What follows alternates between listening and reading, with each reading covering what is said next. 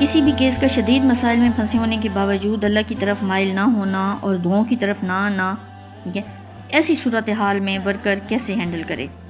ایسے کہ جب مسئلہ بھی شدید ہو اور کیس دعا کی طرف بھی نہ آئے تو پہلے سے یہ یقین دلانا ضروری ہوتا ہے کہ ایسے ہمارے مسائل اور پریشانیوں کا حل مشکل ہے، ٹھیک ہے،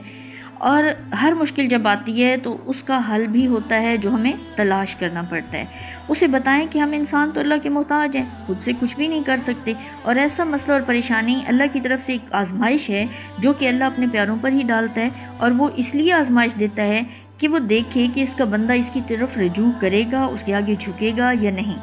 ایسے میں کیوں نہ ہم ایسا کریں کہ اسی مسبب الاسباب کی طرف رجوع کریں جو کہ سب کچھ کرنے پر قادر ہے۔ تو اس طرح سے کیس کو اللہ کے قادر ہونے، مہربان ہونے جیسی صفات پر یقین دلانے کی کوشش کریں تاکہ وہ پریشانی کے حل کی طرف آئے اور یہ جان لے کہ اللہ کے سوا ان مشکلات کا حل ممکن نہیں ہے۔ اب یہ جب یقین ہوگا تو وہ دعا تک آئے گا اور اس کے لیے ان مشکلات سے نکلنا آسان ہو جائے گا۔ ایسے کیس کو ٹائم اور دل سے پیار دیا جاتا ہے تاکہ اس کے اندر پیار وہ اترے اور اس کے دل کو سکون آئے، اس کی بات کو سن کر، اس کے مسئلے کو سمجھ کر اس کو محسوس کروایا جائے، ٹھیک ہے، کہ ہمارے اندر تمہارے حوالے سے بہت پیار اور درد ہے، ٹھیک ہے نا۔ اب اس طرح سے اس کے اندر جب پیار اور احساس ہمارا اترے گا کہ ہم اس کے درد کو محسوس کر رہے ہیں تو یہاں سے اس کو پھر آسانی سے اللہ کے یقین پر بھی کھڑا کر لیتے ہیں، ٹھیک ہے، اور اللہ کے پیار کا احساس اور اللہ کی مدد کرنے کا احساس بھی اس کے اندر ہم اتار سکتے ہیں۔ دعا کی طرف لانے میں ورکر کا خود دعا کرتے رہنا بھی مدد دیتا ہے، ٹھیک ہے۔ اس وقت کیس جو بیچارہ ہے وہ پھنسا ہوا ہوتا ہے، باہر کے جو